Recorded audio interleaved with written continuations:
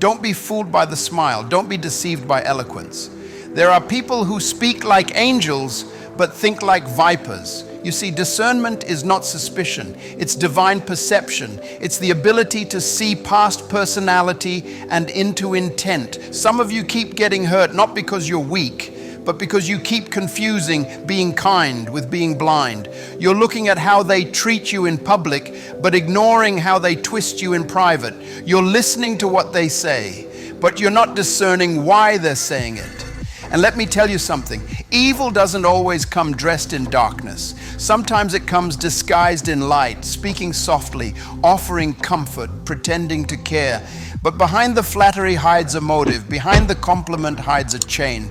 Manipulators rarely come with knives. They come with smiles, promises, and attention.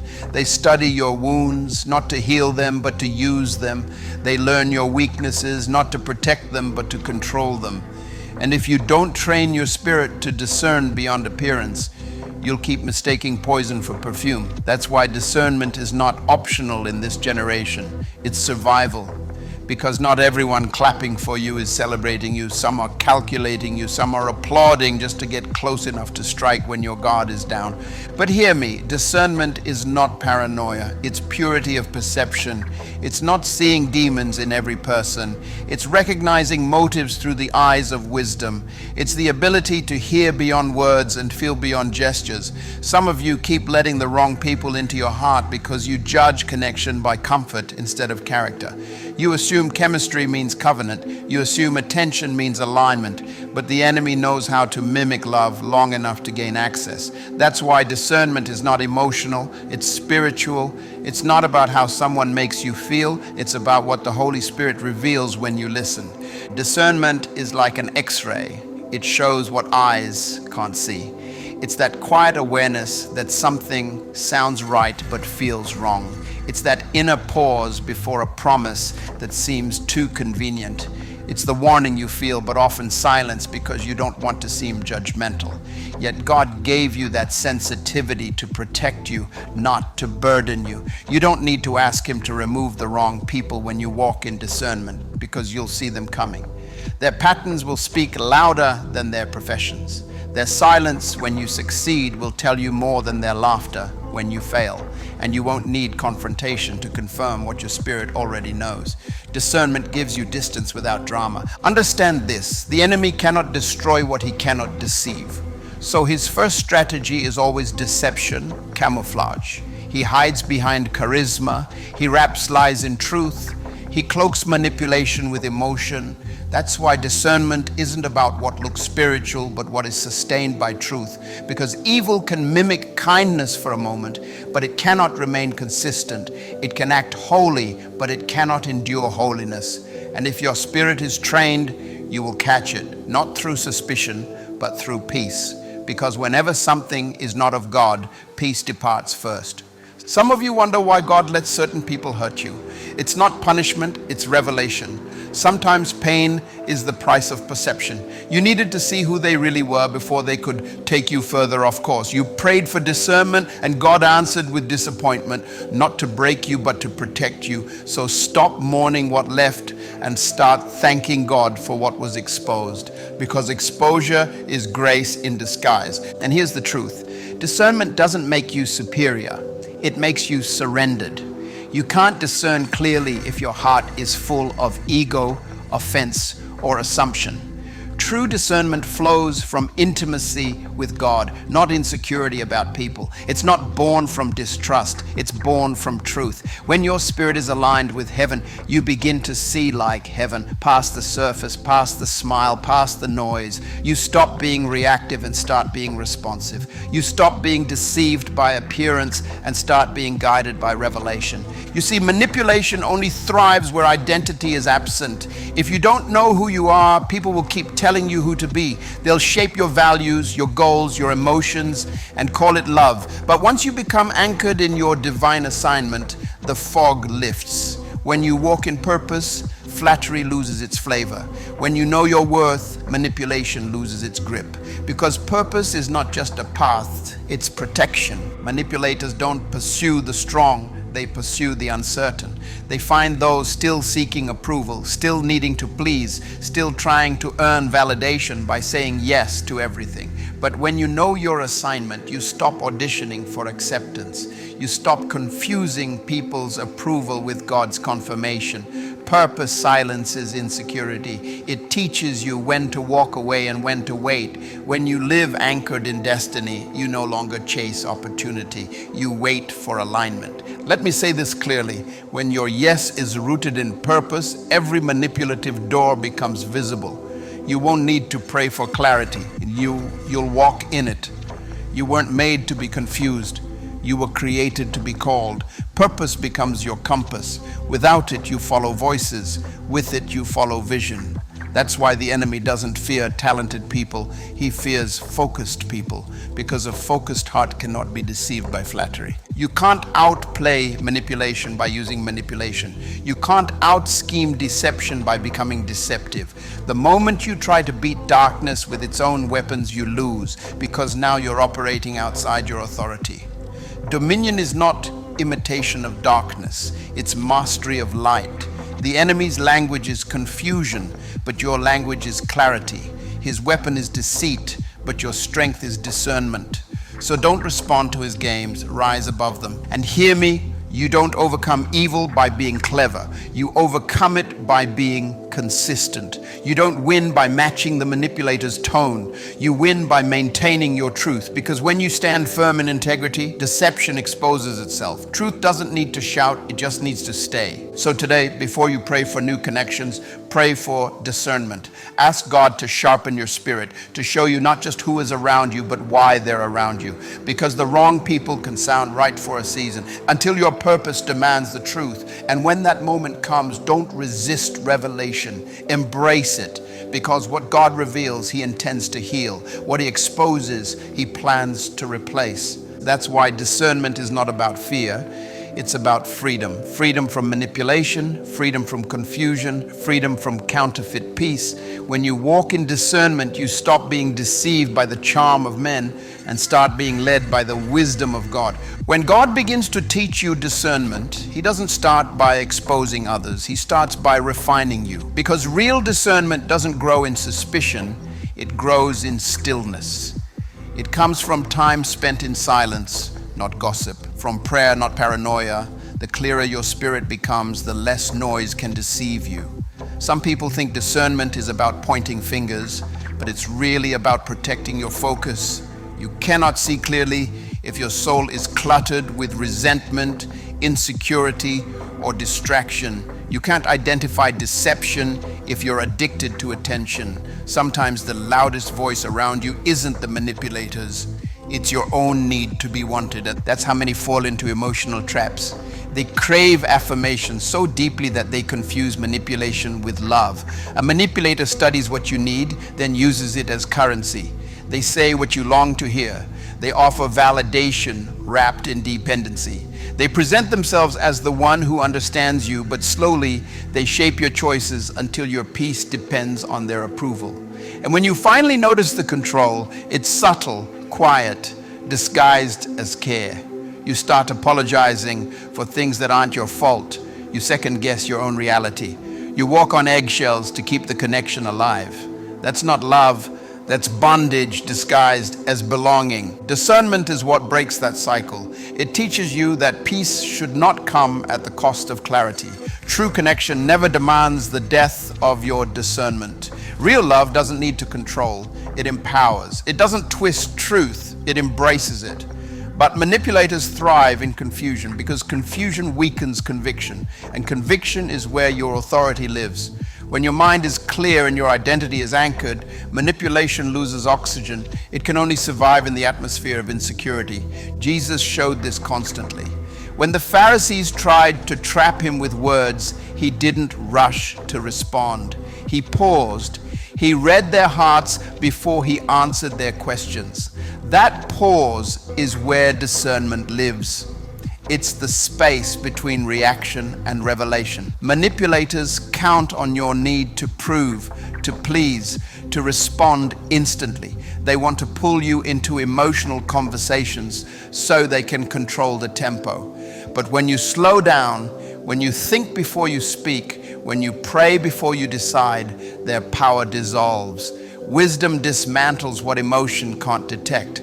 Discernment is not about always knowing what others are doing. It's about knowing what you're called to protect. Your peace, your focus, your spiritual clarity. Because when the enemy can't destroy you, he distracts you. And he often does it through people who look harmless, who sound sincere, but who secretly serve confusion. That's why you must pay attention, not just to words, but to patterns. Words can lie, but patterns always tell the truth. You'll see it in the timing of their praise, in the tone of their silence, in the way they appear when you're weak and disappear when you're strong. Evil rarely announces itself. It waits for exhaustion. It waits for distraction. It waits until your guard is down. And that's why discernment requires rest. Tired minds can't see clearly. Exhausted souls make emotional decisions that cost spiritual ground. Manipulators will always demand your constant attention because chaos keeps you controllable. But when you guard your rest, you regain your vision. When you stop chasing everyone's needs, you start hearing God's direction. You realize that not every cry deserves your response. Not every invitation deserves your energy. There is wisdom in waiting and strength in silence. The danger of ignoring discernment is subtle.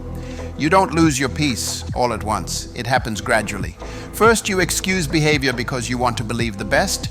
Then you rationalize manipulation as just their way.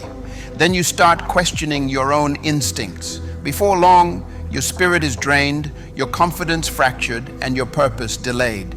That's how spiritual fatigue begins, not from heavy battles, but from invisible compromises, from letting people sit in spaces your discernment warned you about. But when you decide to trust that inner conviction, everything changes. You stop forcing connections that God never approved. You stop trying to fix what truth has already exposed. You stop defending what discernment already revealed. Discernment brings peace, but it also brings separation, and that's the part many resist. Because when God gives you sight, He often gives you distance, not to make you lonely, but to make you ready. You can't carry divine vision surrounded by confusion. You can't walk in clarity holding on to counterfeit comfort. Sometimes discernment hurts before it heals. It will show you that the person you thought was your ally was actually your assignment to learn from, not to lean on.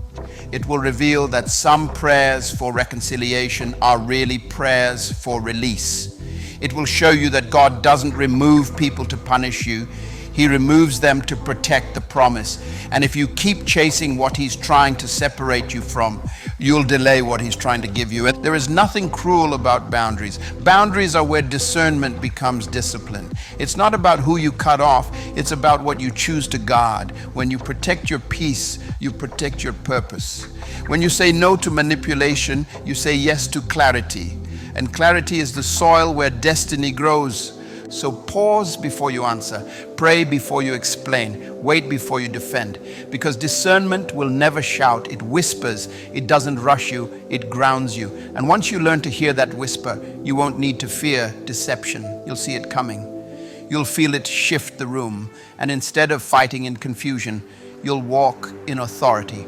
That's what discernment does. It replaces reaction with revelation. And it turns every attempt to deceive you into a lesson that strengthens you. There comes a point in life when you realize not every open door is divine, and not every opportunity is meant to be taken. Some doors are traps disguised as blessings, invitations dressed in favor, pathways paved by manipulation rather than purpose. And discernment, real, mature, spiritual discernment, doesn't just help you recognize evil when it looks ugly, but when it looks good. Because not every light comes from heaven, and not every smile hides good intentions. The enemy has learned that in this generation, deception doesn't need darkness to succeed. It only needs distraction. Discernment teaches you to pause before stepping, to look beyond appearance, and to ask one vital question: who benefits if I say yes?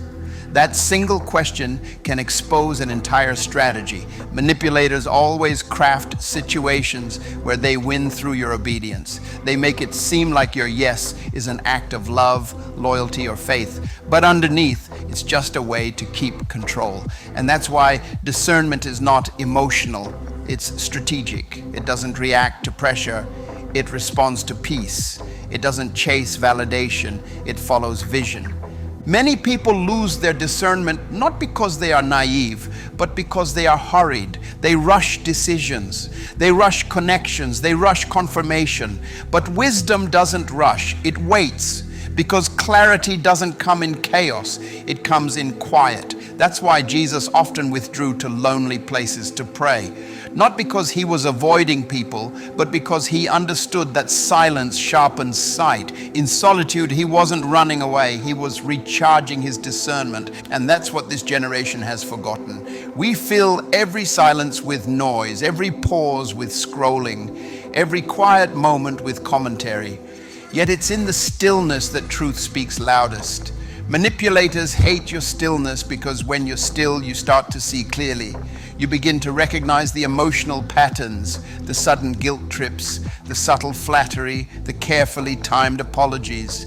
You start noticing that their affection is selective, their loyalty conditional, and their kindness transactional. But as long as you stay busy trying to please everyone, you'll miss what your spirit is trying to warn you about. Discernment also means learning to stop explaining yourself to people committed to misunderstanding you. Some conversations are not for clarity, they're for control.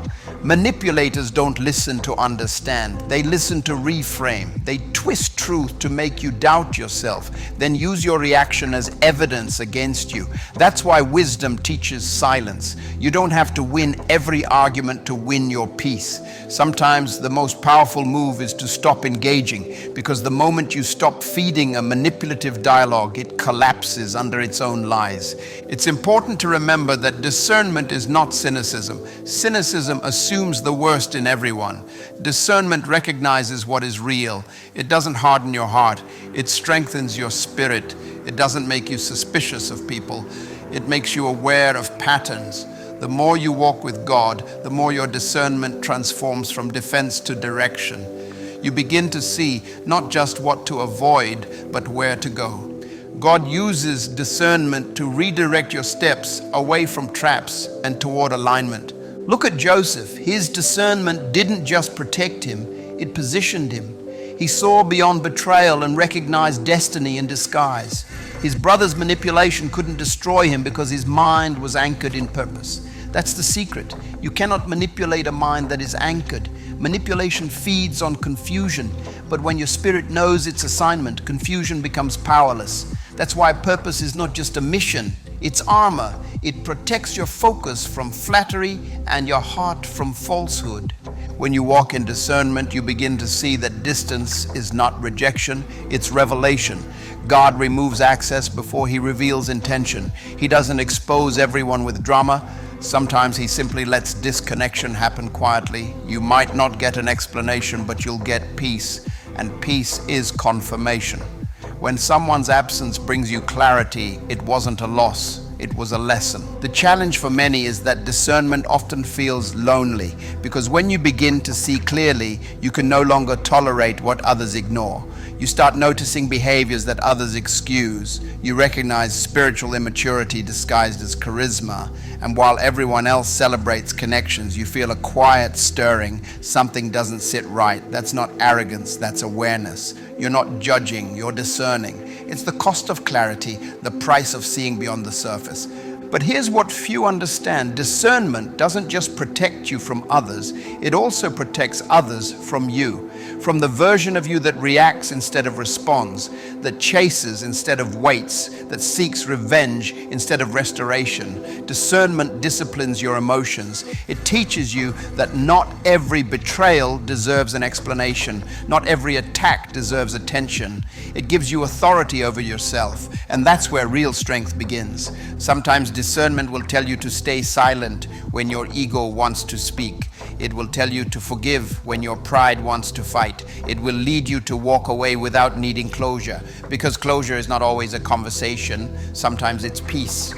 And when you learn to follow that inner voice, manipulation loses its power completely, because now your boundaries are built on revelation, not reaction. You will start noticing that some people are only consistent when they need something. Their apologies arrive only when access is threatened. Their affection deepens only when they feel your distance. But once you've tasted peace, chaos loses its appeal. Discernment gives you the strength to love without losing yourself, to help without being used, and to forgive without reopening the door. And above all, discernment reminds you that you are not called to fix everyone. You are called to follow truth. Jesus didn't chase Judas when he left the table. He didn't beg him to stay, because discernment understands that some departures are divine. You can love people deeply and still let them go. You can bless them and still walk away. That's not bitterness, that's maturity. So let your discernment mature in silence, your peace grow in distance, and your purpose lead your connections. Because when your spirit learns to see beyond the smile, beyond the stage, beyond the sound of flattery, you'll no longer be fooled by charm. You'll be anchored in truth. And when you're anchored in truth, no manipulation can move you. There's a kind of quiet strength that only comes from people who have learned to see without reacting. Those who have walked through deception, not with bitterness, but with understanding. They no longer confuse kindness with weakness or love with unlimited access. They've discovered that peace is not found in trusting everyone, but in trusting God to reveal who truly belongs. And that's where discernment becomes more than protection. It becomes wisdom in motion. See, manipulators thrive in chaos. They depend on your need to respond, your desire to explain, your habit of overgiving. They draw you into cycles of guilt and obligation, because as long as you're trying to prove your goodness, they can control your choices. But discernment breaks that cycle. It whispers, you don't have to respond to every demand. You don't have to explain peace to those committed to misunderstanding it. It teaches you that silence is not weakness, it's strategy. The more you learn to hold your peace, the more you protect your power. Think about Jesus standing before his accusers. They demanded an answer, waiting for him to defend himself, to react emotionally, but he didn't. He remained silent, not because he was powerless, but because he was purposeful. His silence wasn't retreat, it was restraint. He understood that not every battle deserves a word, and not every question deserves a response. When your authority is spiritual, your greatest weapon isn't your voice. It's your control over when and how you use it. Discernment matures when you stop trying to convince others of your truth. Manipulators depend on your explanations because explanations give them material to twist. The more you talk, the more they weaponize your words. But when you stand in clarity, you realize you don't owe everyone an explanation. Some people don't want to understand, they just want access. They pretend to seek peace, but their goal is permission. And discernment helps you recognize that difference. Boundaries are what give discernment a backbone. It's one thing to see manipulation, it's another to refuse it. Boundaries turn awareness into action. They say, I love you, but I love my purpose more. I forgive you, but I won't reopen the door. This isn't arrogance, it's stewardship. You can't fulfill your calling if you're constantly distracted by chaos disguised as compassion. The world will tell you that closing doors makes you cold, but heaven knows it makes you wise. Even Jesus, the embodiment of love, didn't give everyone the same level of access. He preached to crowds, mentored 12, trusted 3, and shared his heart with one, the Father. If he guarded his space, why shouldn't you? Discernment doesn't just separate you from people, it separates you from pressure. It teaches you that saying no is not rebellion, it's responsibility. You are not obligated to exhaust yourself for those who refuse to grow. You are not heartless for protecting your peace. In fact, the greatest evidence of maturity is learning to love people while keeping boundaries intact. You can pray for them and still walk away. You can care deeply without staying captive. Because love without limits is not love, it's dependency. What most people call loyalty, God sometimes calls limitation. Loyalty without discernment becomes bondage.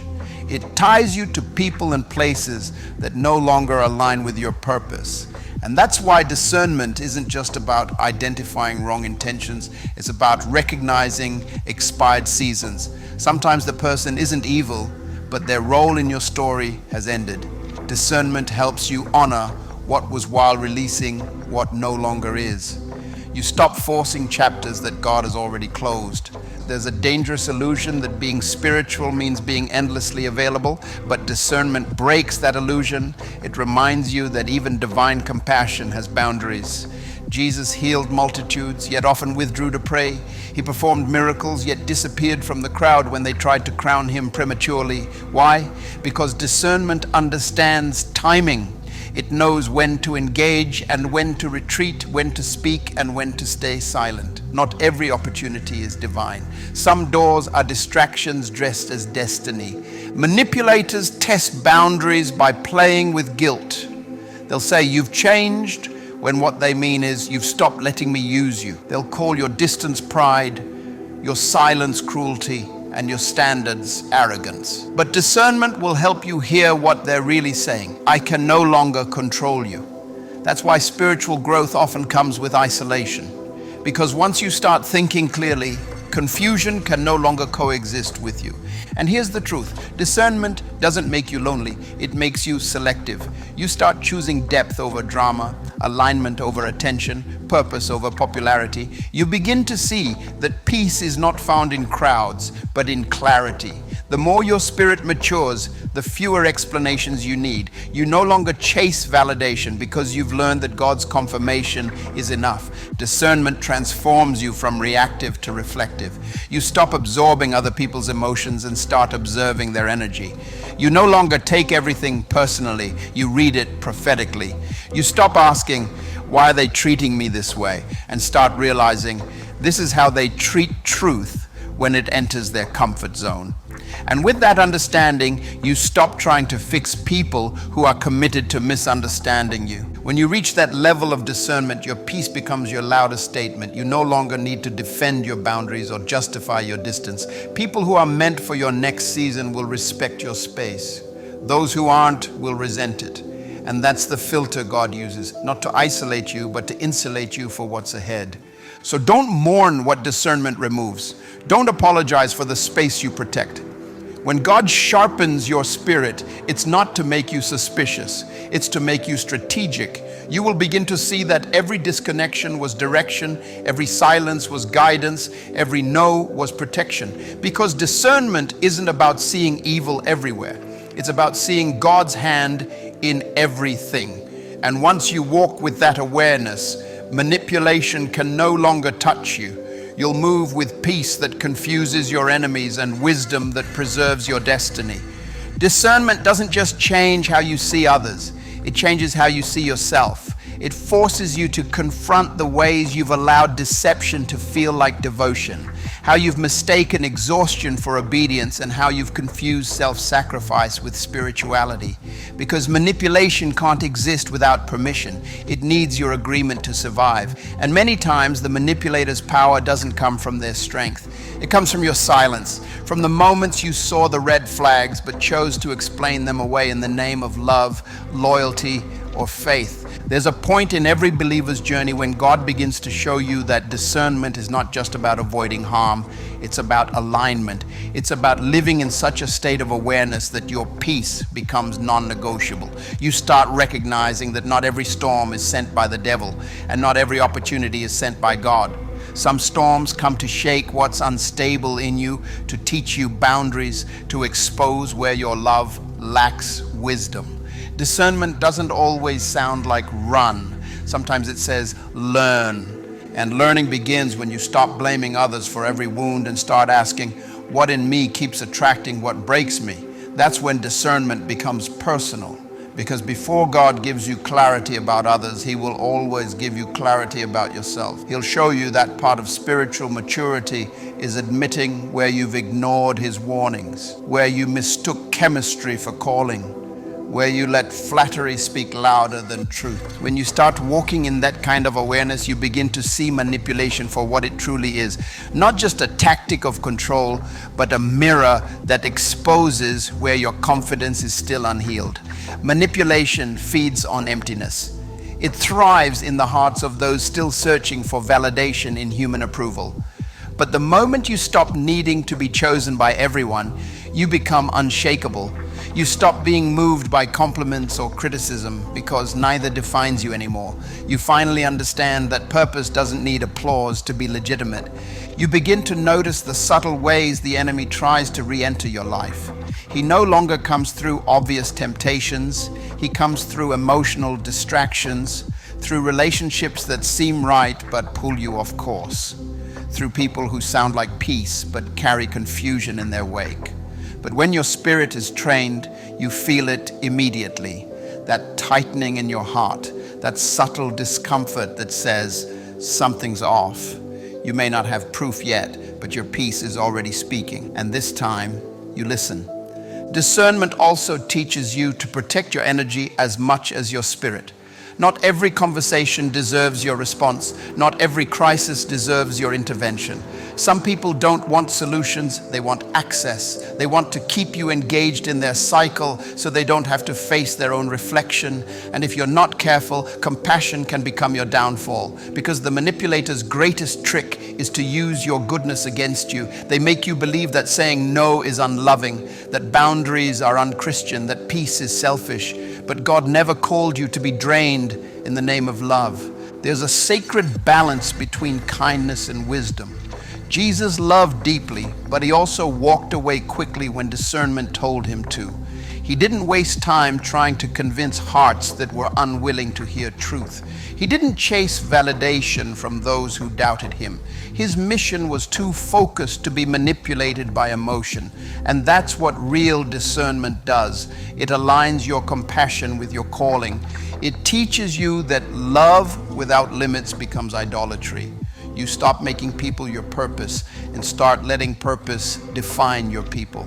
Sometimes the hardest part of discernment is accepting that not everyone who means well is meant well. There are people who genuinely believe they're helping you, but are unknowingly hindering your growth. Their intentions might be pure, but their presence still disrupts your peace. And discernment helps you release them gracefully, not in bitterness, but in wisdom.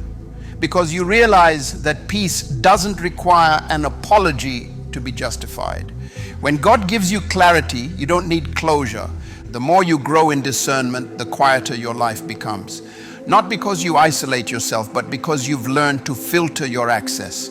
You no longer entertain every voice, attend every argument, or explain every decision. You stop living for optics and start living from obedience. You understand that not everyone deserves front row access to your journey. Some people are only meant to witness from a distance. And that's okay, because discernment isn't about cutting people off, it's about placing them correctly. The truth is, discernment will often look like loss before it feels like protection. You'll feel the absence before you recognize the deliverance. But with time, you'll see that every person who left was part of God's training. Each disappointment sharpening your perception, each betrayal refining your focus. You'll begin to thank God not just for what He gave, but for what He revealed, for what He removed, and for what He refused to allow. You start walking differently, calmer, slower, wiser. You stop trying to explain your peace to people who thrive on chaos. You stop mistaking movement for progress, because discernment teaches you that true growth is quiet. It doesn't need to announce itself. It simply shows up in how little things disturb you now, how things that once triggered panic now only provoke prayer. And maybe that's the highest form of discernment, peace that doesn't need proof. You no longer need to see the full picture to trust God's plan. You no longer need to understand every why to rest in His who. You've learned that wisdom isn't about having all the answers. It's about knowing when to stop asking the wrong questions. So when someone's words sound sweet, but your spirit feels uneasy, don't silence that inner warning. When an opportunity looks perfect, but your peace feels restless, don't rush. Wait, because discernment is God's early warning system, not to make you fearful, but to keep you faithful. It's His way of saying, I see what you can't. Trust me, not your emotions. And when you do, you'll find that discernment doesn't just protect your destiny, and it preserves your dignity. It reminds you that wisdom is not about outsmarting others, but about mastering yourself, about knowing when to speak, when to walk away, and when to stay still long enough to hear God whisper, this is the way, walk in it. Discernment matures the moment you stop seeing it as a defense mechanism and start understanding it as divine direction. It's not just meant to warn you about people, it's meant to guide you into purpose. Because sometimes what looks like rejection is actually redirection. Sometimes the door that closed wasn't the enemy blocking you. It was God protecting you from a path that would have diluted your destiny. But if you live by sight alone, you'll keep labeling protection as loss and favor as frustration. That's why discernment requires faith. It asks you to trust what you sense, even when you can't explain it. There's a kind of wisdom that only comes through obedience to that inner whisper. The one that tells you, not this one, even when everything seems perfect. The one that says, wait, when everyone else is telling you to hurry. That voice doesn't shout.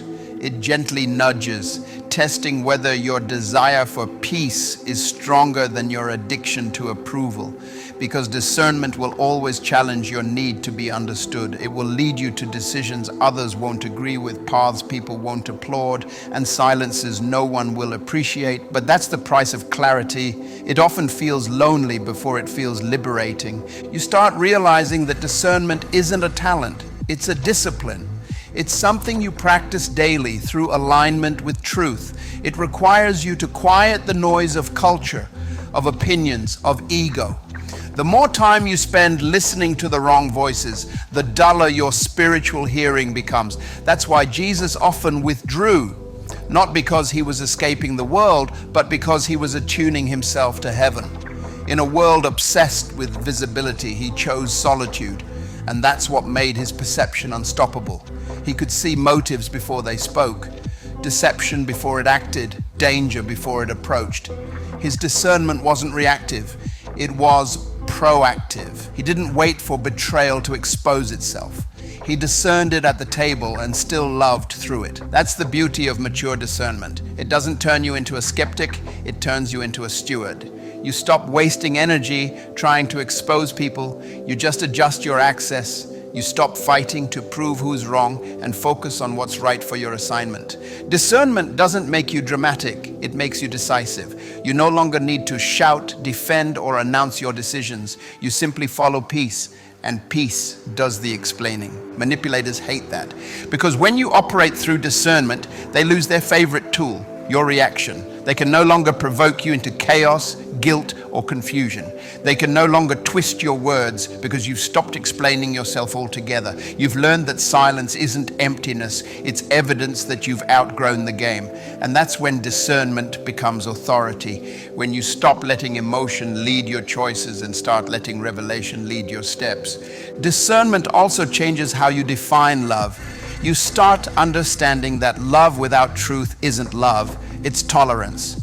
And truth without love isn't strength, it's pride. But when the two walk together, discernment becomes unstoppable.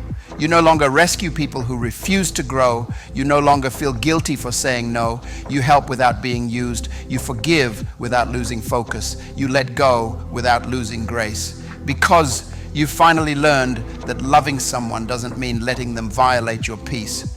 There's a dangerous lie that says compassion requires availability, but discernment exposes it. Jesus healed many, but he didn't heal everyone. He helped multitudes, but he never let the multitudes dictate his mission. Every time people tried to define his purpose for him, he walked away, not in arrogance, but in accuracy. He knew that misplaced compassion can become spiritual compromise. And sometimes the most loving thing you can do for someone is to let them face their own choices. Because if you keep rescuing people from the lessons meant to change them, you become their distraction, not their deliverance. Discernment will often require separation, but separation doesn't mean bitterness. It means clarity. It means you've learned to love from a distance without letting the distance turn into resentment. You can wish someone well without wanting them near. You can bless them and still build boundaries, because maturity isn't proven by how long you stay. It's proven by how wisely you leave. The deeper you go into discernment, the more you understand timing. There are things that are right but not yet. Doors that are open but not yours. Opportunities that seem divine but don't align. Discernment doesn't just show you what's good, it shows you what's God. It distinguishes between almost and ordained, between urgent and important. And when you start living by that rhythm, your life begins to slow down. Not because you're lazy, but because you're led. Discernment teaches you to read silence, to respect pauses, to trust peace more than pressure. It turns your spirit into a compass that doesn't chase directions, it reveals them. And that's when you begin to walk with grace, because you no longer fear missing out. You realize that whatever is meant for you will not manipulate you to get your attention. What's sent by God will not require confusion to convince you. And as your discernment matures, your prayers change. You stop asking God for signs and start asking Him for sight.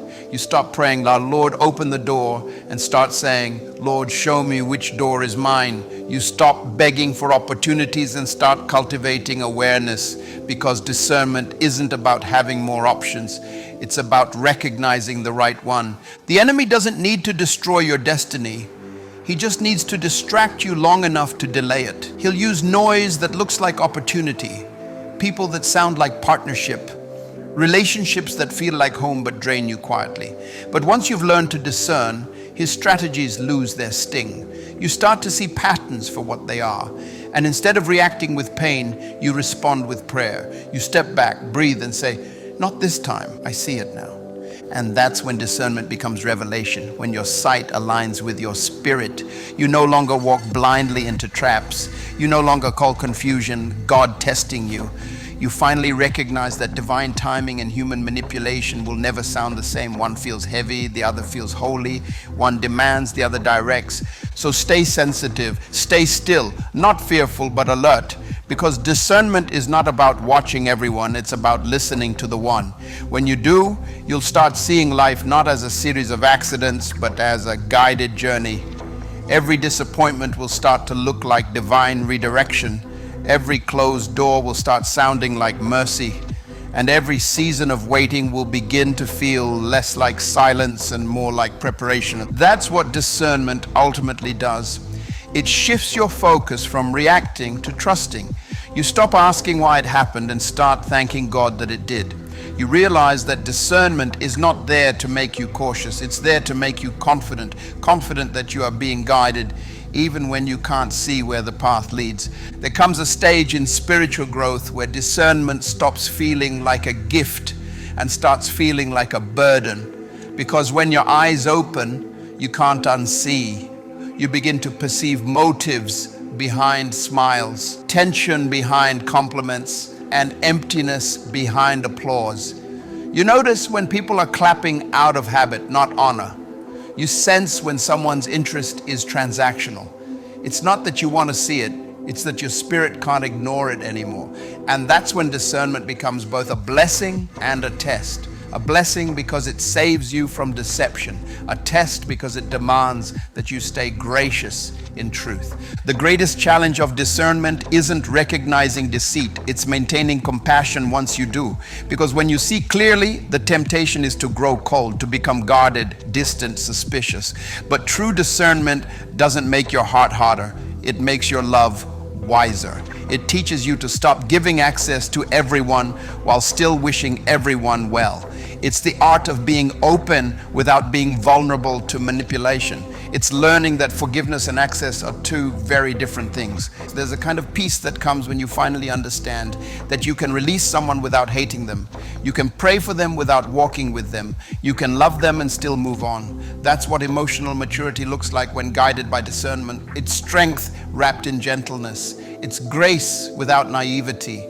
Discernment isn't just about people, though. It's also about direction, knowing when to wait and when to walk. Sometimes confusion comes not because the path is wrong, but because the timing is. The spiritually immature think discernment is only for protection. The mature know it's for precision. You can be in the right place at the wrong time and still lose peace. God's will is not just what He wants, it's when He wants it. And discernment is the rhythm that keeps you aligned with both. That's why impatience is the enemy of wisdom. Many lose what was meant for them simply because they couldn't stay still long enough to receive it. The manipulator in your life may not even be a person. It might be your own impatience. That voice in your head that whispers, "You're behind, you're missing out, you need to move now." But discernment will teach you to question that urgency. Because what comes from God flows with peace, not pressure. If it's truly divine, it won't need to be forced. It takes real strength to pause when everything in you wants to push forward, to stay still while others are sprinting. But stillness doesn't mean inaction. It means preparation. It means you trust that God is working behind what you can't yet see. Discernment teaches you that delay is not denial, it's divine choreography. Sometimes God hides you, not to punish you, but to protect the promise from premature exposure. And when you truly trust that timing, manipulation loses its grip, because you no longer react to urgency created by others. You no longer chase validation or jump at opportunities just because they sound impressive. You wait for the one that carries peace. You wait for what aligns with who you've become, not who you used to be. That's how discernment refines your appetite. It teaches you to prefer quality over quantity, purpose over popularity, assignment over attention. The more your discernment matures, the quieter your ambitions become. You stop striving to be seen and start seeking to be aligned.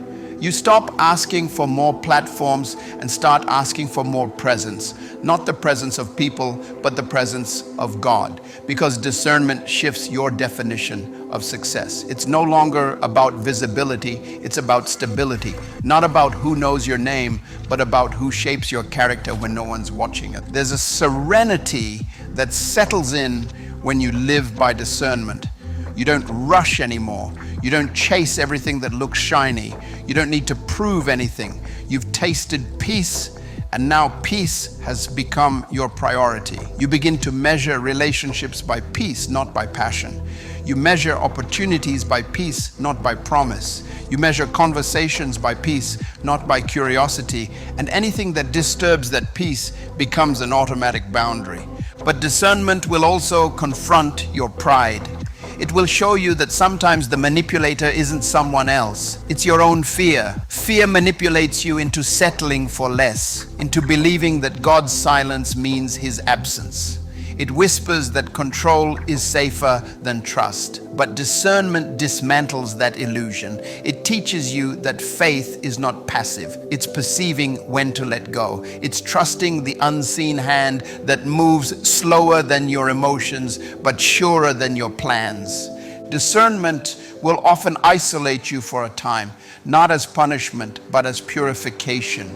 God will strip away noise, opinions, and distractions so you can recognize His voice without interference. That season will feel like emptiness, but it's actually recalibration. You're not losing people, you're regaining perspective. You're not falling behind, you're being fine-tuned, because discernment cannot flourish in chaos. It needs still waters to reflect clearly. And when you emerge from that silence, you walk differently. You listen more, you speak less, and when you do speak, your words carry weight. You begin to move with grace that others can't explain, because your strength no longer comes from confidence. It comes from clarity. You've learned that control is exhausting, but discernment is empowering. You don't have to figure everything out. You just have to stay aligned.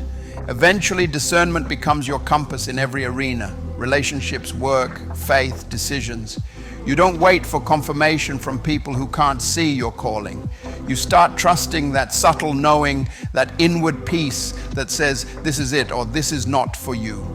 And every time you obey that voice, your life becomes simpler, stronger, and more stable.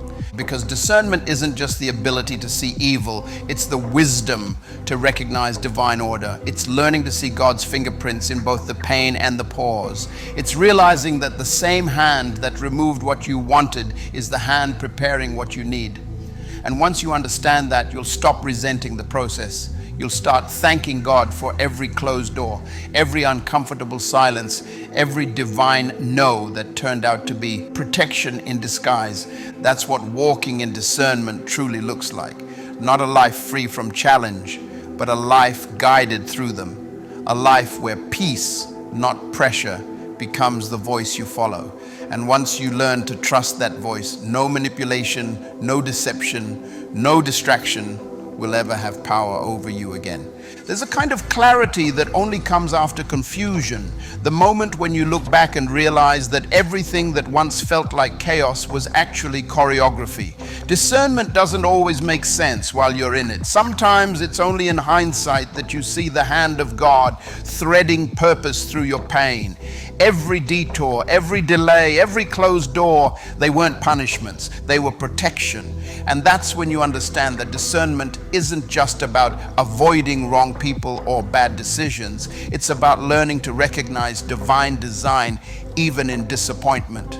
The hardest thing to accept about discernment is that it rarely comes with full explanations. God doesn't always tell you why He says no, He just gives you peace to walk away. He doesn't always reveal what's ahead, but He'll make what's behind unbearable until you move. And that's where faith and discernment meet, in the tension between what you feel and what you know.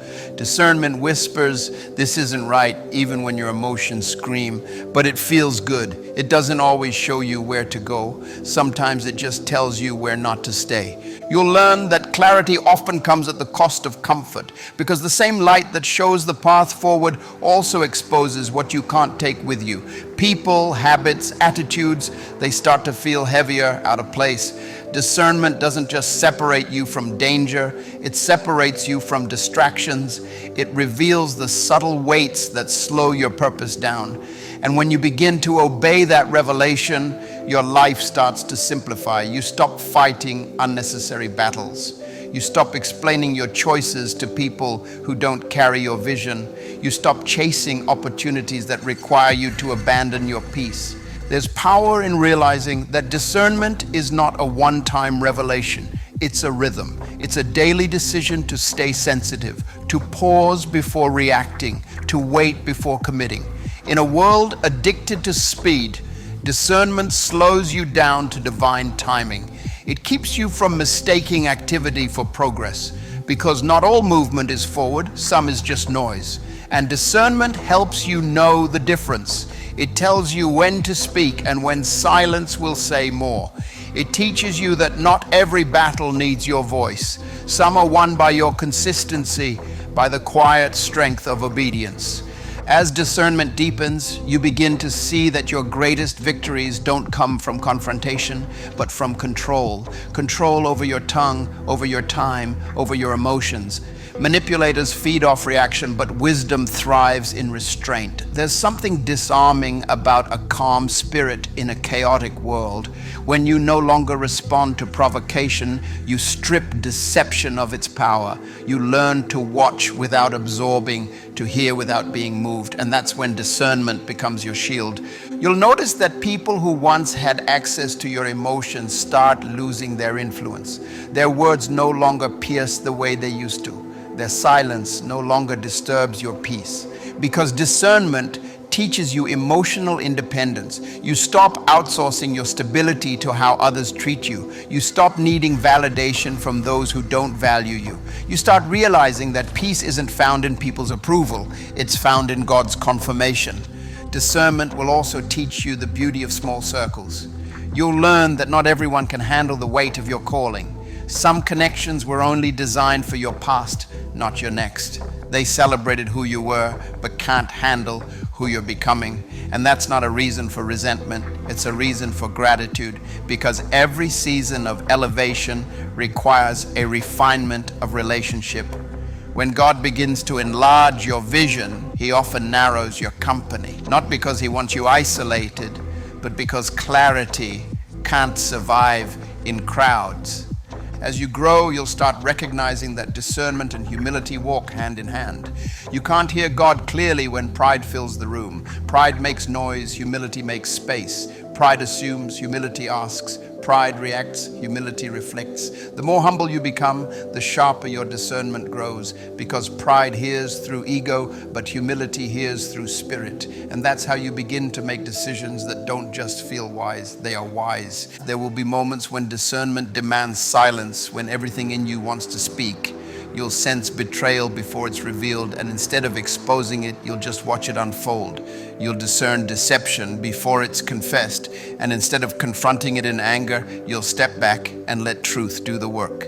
That's when you'll realize that discernment isn't always about detection. Sometimes it's about direction. God will show you things not to accuse, but to prepare. He reveals not to shame others, but to shape you. And perhaps the deepest lesson discernment will teach you is this: not every loss is the enemy's victory. Sometimes losing is the way heaven wins. You'll lose relationships that drained you, opportunities that distracted you, and versions of yourself that no longer served you. It will hurt, yes, but with time you'll understand. Every subtraction was making room for addition. Every no was clearing space for something purer, something aligned. Discernment doesn't just teach you what to walk away from, it teaches you what to walk toward. Wholeness, wisdom, and unwavering peace. There's a kind of authority that only comes when your discernment matures, an unshakable calm, an inner stillness that can't be faked. People will wonder how you stay steady when everything around you shifts. They'll mistake your quiet for weakness, not realizing it's the silence of someone who sees beyond appearances. You've learned that truth doesn't argue, it just endures. You've discovered that peace is the loudest response to deception. So let discernment lead you, even when it isolates you. Let it refine your speech, redirect your energy, and realign your priorities. Because the more you follow that still small voice, the louder your purpose will become. Discernment won't just change how you see, it will change how you walk. You'll stop reacting to what's around you and start responding to what's within you. You'll stop moving from impulse and start moving from intention. And that's when life starts making sense in a way it never did before. You realize that discernment was never meant to make you cautious. It was meant to make you confident. Confident that even when you don't understand, you're guided. Confident that even when doors close, you're being directed. And confident that as long as you stay aligned with truth, no manipulation, no confusion, no counterfeit peace can pull you away from the path God has written for you. There's a quiet moment in every person's journey when discernment stops being something you pray for and becomes something you live by. It's no longer a sudden revelation that surprises you. It's a steady rhythm that guides your every move. You start seeing how God trains you to recognize truth, not by sight, but by spirit. He refines your intuition until it becomes a language, a dialogue between heaven and your heart. You don't just know anymore, you sense. You don't just hear words, you read weight. You don't just look at faces, you see fruit. Discernment at its core is spiritual sensitivity wrapped in self-control. It's not mystical or dramatic. It's subtle, constant, like the quiet hum of awareness that never turns off. And as it grows, you begin to live differently. You notice things others overlook, not because you're suspicious, but because your peace is too valuable to ignore discomfort. You catch the small details, the shift in tone, the pause before a promise, the smile that doesn't reach the eyes. You no longer justify what your spirit already revealed. But discernment is not about reading people. It's about reading yourself in the presence of others. It's noticing who you become around certain environments. Do you shrink? Do you strive? Do you lose peace to maintain connection? Because often discernment shows you not who they are, but who you're becoming by staying there. It exposes the version of you that compromises clarity for company. That's when you realize that spiritual maturity isn't proven by how long you can tolerate something toxic. It's proven by how quickly you recognize when peace has left the room. True discernment will challenge your empathy. It'll teach you that compassion without boundaries becomes a gateway for confusion. It will force you to redefine kindness, not as the absence of confrontation, but as the presence of clarity. You start to understand that being a peacemaker doesn't mean keeping everyone happy. It means refusing to let deceit live comfortably in your life, because real peace is built on truth, not avoidance. As discernment deepens, you start realizing that not every test from God comes through struggle. Some come through success. When everything starts working, when doors open easily, when people suddenly celebrate you, that's when discernment is most necessary. Because the enemy doesn't always attack with storms. Sometimes he distracts with comfort. He knows how to dress deception in reward. And if you mistake ease for favor, you'll start accepting things that were never sent for your growth. That's why discernment teaches you to pray, not just for open doors, but for the wisdom to know which ones to close. There's a moment when discernment turns your loneliness into a classroom. You start learning that solitude is not emptiness, it's clarity. The fewer voices around you, the louder God's voice becomes. You stop running from silence and start seeking it. You begin to crave it, not because you're escaping people, but because you've realized that peace isn't found in noise. It's found in presence, His presence. When you live like that, everything changes. You start noticing divine order in things that used to frustrate you. The people who left don't feel like loss anymore. They feel like alignment. The opportunities that fell through stop looking like rejection. They look like refinement. You understand that God never subtracts without intention. Every closed door carries an invisible not yet. Every pause carries preparation. You learn to stop demanding explanations and start trusting orchestration. Discernment matures you. It makes you quieter, gentler, but sharper. You stop wasting words on arguments that lead nowhere. You stop throwing pearls of wisdom into the hands of those committed to misunderstanding you. You no longer chase validation from voices that never valued truth in the first place. Instead, you start valuing discernment as your protection, not your punishment. And here's the paradox. The more discerning you become, the more misunderstood you might feel. Because people confuse peace with passivity. They think silence means weakness. They mistake your stillness for surrender. But you know the truth. It's not that you don't see what's happening. It's that you've learned not to react to everything that does. Discernment teaches you restraint. And restraint is the highest form of authority. With time, you realize that discernment doesn't make life easier. It makes it accurate. It gives you the precision to make fewer but stronger decisions. It gives you eyes that can tell the difference between seasonal and eternal, urgent and important, emotional and essential. You start prioritizing what carries purpose, not just what brings pleasure. You stop asking, does this feel right? And start asking, does this align with truth? Discernment will also shift how you view failure. You'll begin to see that mistakes are not proof of lost discernment. They're part of its development. Sometimes you need to choose wrong once to recognize right the next time. Every painful lesson becomes a sharpening tool. Every disappointment trains your instincts. Every time you ignored your intuition and paid the price, your spirit learned to listen faster. That's not failure, that's formation.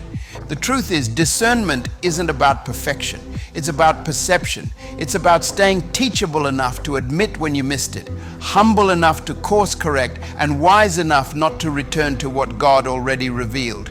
Pride will always blind discernment. The moment you think you can't be deceived is the moment deception disguises itself as confidence. That's why discernment requires humility. Because awareness without surrender is just arrogance with vocabulary. When you finally embrace discernment as a lifestyle, peace stops being fragile. You no longer lose it every time someone leaves. You no longer question it every time God redirects. You stop negotiating with confusion. You wake up each day grounded, knowing that the same Spirit who warned you yesterday will guide you today. You stop obsessing over signs and start walking by sense. Not the sense of logic, but the sense of spirit. And maybe that's the quiet victory of discernment, the ability to walk into uncertainty without fear. You stop needing to control the path because you trust the presence guiding it.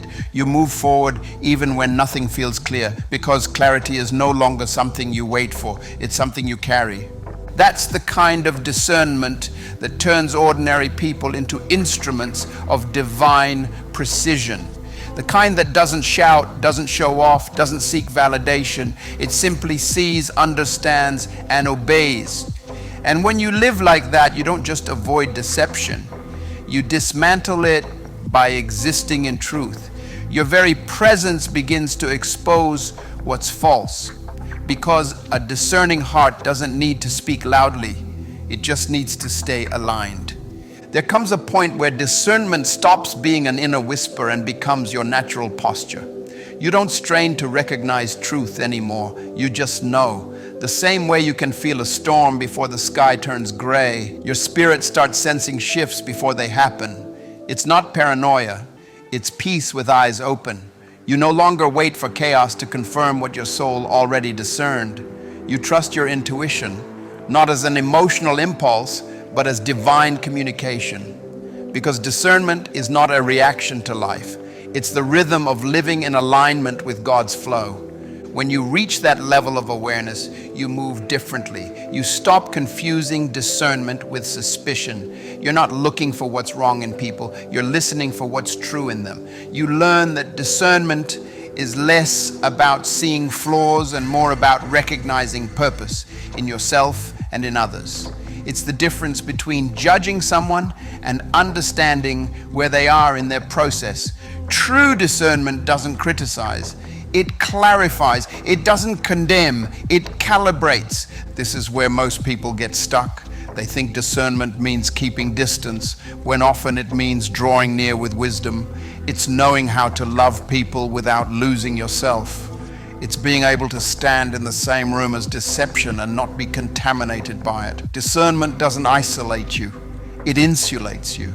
It allows you to carry compassion into spaces that would have once consumed you. And here's the paradox: the stronger your discernment, the softer your spirit becomes, because you realize that everyone fights a battle unseen. The same intuition that warns you about manipulation also helps you see the pain beneath it. You start realizing that not every deceiver is evil.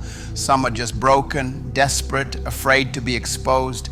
That doesn't excuse their actions, but it does explain their emptiness.